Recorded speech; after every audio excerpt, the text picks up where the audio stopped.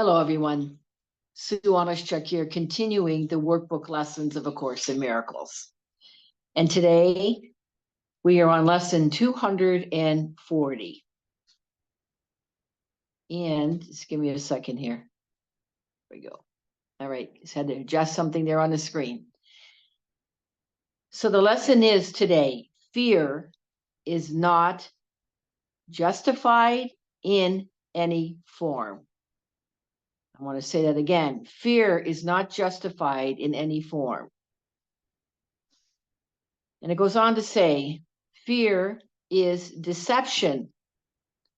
It attests that you have seen yourself as you could never be, and therefore look upon a world which is impossible. Not one thing in this world is true. It does not matter what the form in which it may appear. It witnesses but to your own illusions of yourself. Let us not be deceived today. We are the sons of God. There is no fear in us, for we are each a part of love itself, and I'll say a part of God itself. And here's the prayer. How foolish are our fears. Would you allow your son to suffer? We're asking God here.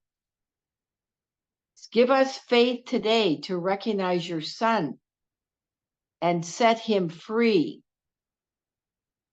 Let us forgive him in your name, that we may understand his holiness, and I'll say our own as well, and feel the love for him, which is your own as well. And let us remember here that our brother is a reflection of our own consciousness. And, again, it's saying here that, we are the sons of God, and there's no fear in us, for we are each a part of love itself. It's to see the love in the Christ in another. When we see that in others, we're seeing it in ourselves.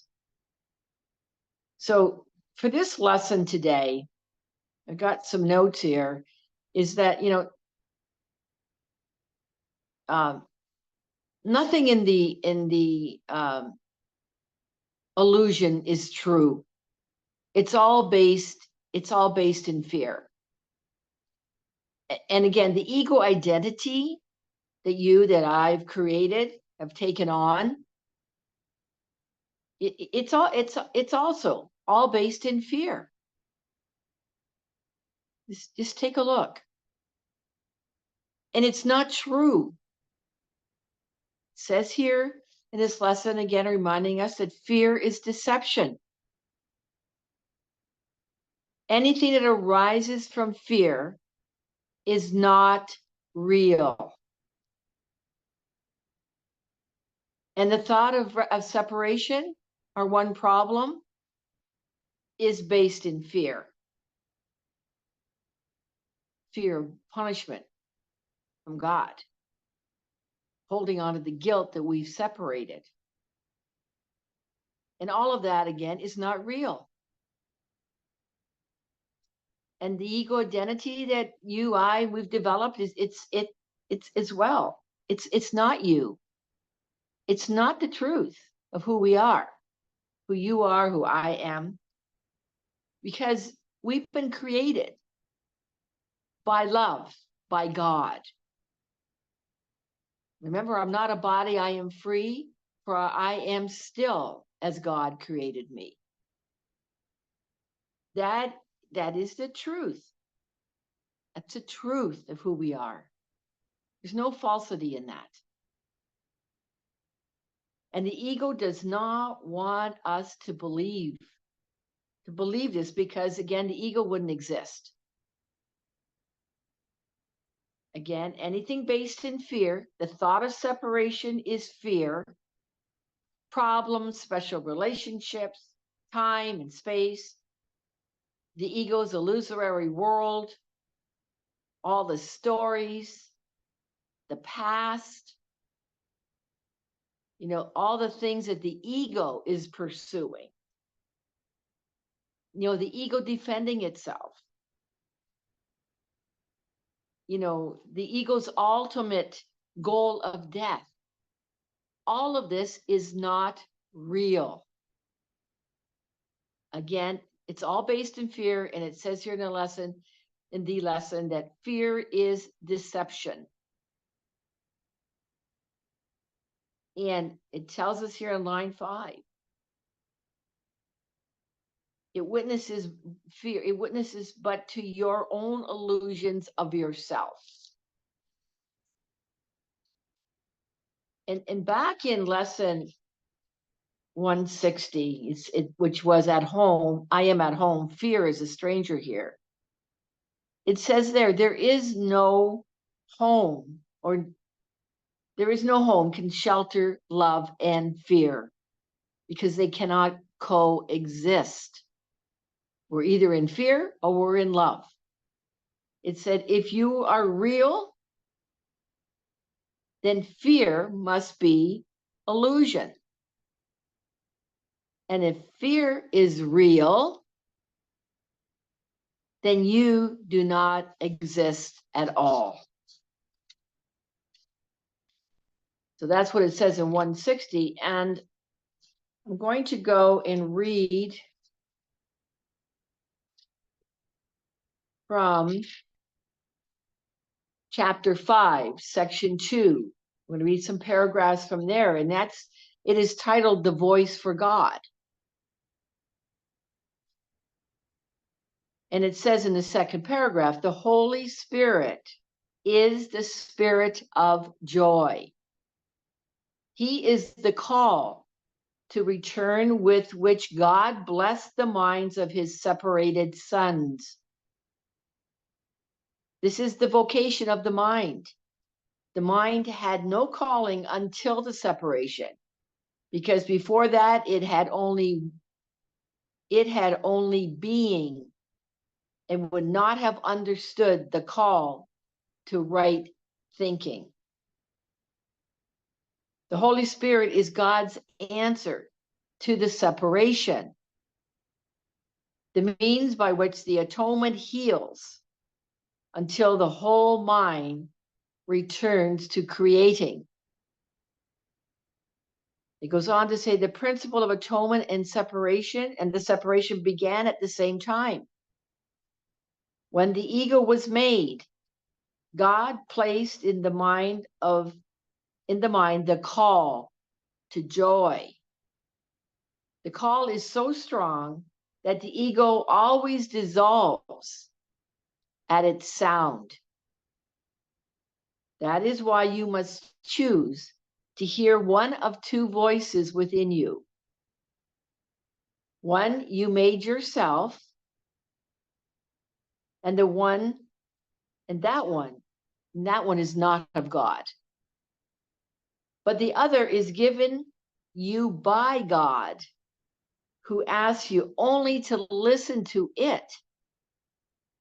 The Holy Spirit in you, in a very literal sense. His is the voice that calls you back to where you were before and will begin again. It is possible, it says here, even in this world, to hear only the voice for God and no other. But it takes effort, and it takes great willingness to learn. It is the final lesson, Jesus says here, that I learned. And God's sons are as equal as learners as they are as sons. It goes on to say, you are the kingdom of heaven, but you have let the belief in darkness enter your mind, and so you need a new light. The Holy Spirit is the radiance that you must let banish the idea of darkness. His is the glory before which disassociation falls away and the kingdom of heaven breaks through into its own. It says here, before the separation, you did not need guidance. You knew as you will know again, but as you do not know now. God does not guide because he can share only perfect knowledge. It says guidance is evaluative. I'm not saying that correctly. Because it implies there is a right way and a wrong way, one to be chosen and the other to be avoided. By choosing one, you give up the other. The choice for the Holy Spirit is the choice for God. God is not in you in a literal sense. You are part of him. When you choose to leave him, he gave you, or when you chose rather to leave him, he gave you a voice to speak for him because he could not or could no longer share his knowledge with you without hindrance. Direct communication was broken because you made another voice. The Holy Spirit calls you both to remember and to forget. You have chosen to be in a state of opposition in which opposites are possible. As a result, there are choices you must make.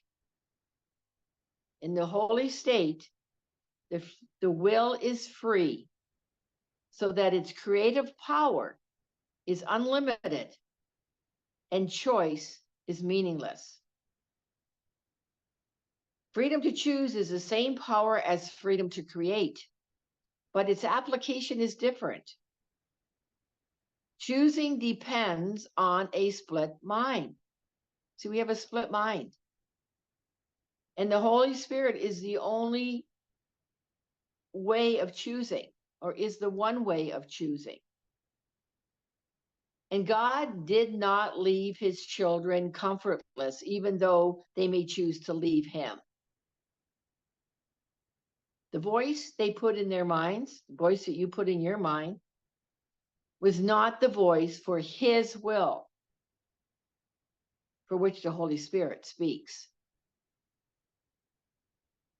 The voice of the Holy Spirit does not command because it is incapable of arrogance. It does not demand because it does not seek control. It does not overcome because it does not attack. It merely reminds. It is compelling only because of what it reminds you of. It brings to your mind the other way, remaining quiet even in the midst of the turmoil you may make. Voice for God is always quiet because it speaks of peace. Peace is stronger than war because it heals. War is division, not increase. No one gains from strife. What promised it a man if he gained the whole world and lose his own soul? If you listen to the wrong voice, you have lost sight of your soul. You cannot lose it, but you can know it. It is therefore lost to you until you choose right. You know, we're distinguishing here between right-mindedness and wrong-mindedness, and the Holy Spirit helps and assists us to, get back into right-mindedness. It says here, the Holy Spirit is your guide in choosing. He is in the part of your mind that always speaks for the right choice, for our right-mindedness, because he speaks for God. He is your remaining communication with God, which you can interpret, but you cannot destroy it. The Holy Spirit is the way in which God's will is done on earth as it is in heaven. And both heaven and earth are in you, because the call of both is in your mind. The voice for God comes from your own altars to him. These altars are not things. They are devotions. Yet you have other devotions now. Your divided devotion has given you the two voices, and you must choose at which altar you want to serve. The call you answer now is an evaluation, because it is a decision. The decision is very simple.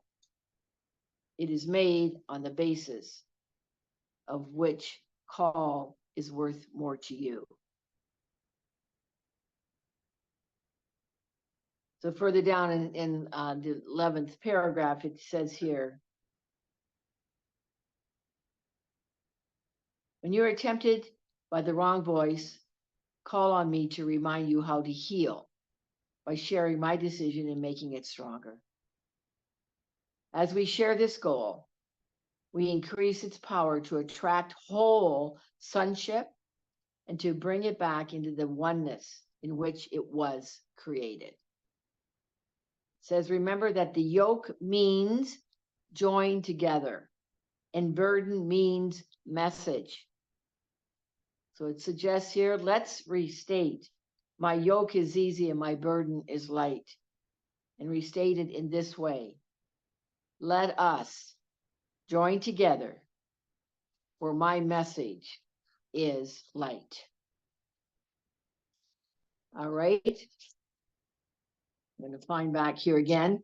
So the lesson for today is fear is not justified in any form. I hope that's been helpful again. And I look forward to being with you in the next video for, we have another section here, section 3, which is what is the world? And also we'll review lesson 241. Until then, please go below this video and like, comment, share this video out. And if you haven't already, please subscribe. And if you feel so moved to, donations are appreciated. Deeply grateful for those who have donated. You can go below the video here under the description, and it gives you directions as to where to donate or how to donate. All right. So until the next video, from my heart to yours, I extend much love to you. Have a peaceful, miracle-filled day. And bye for now.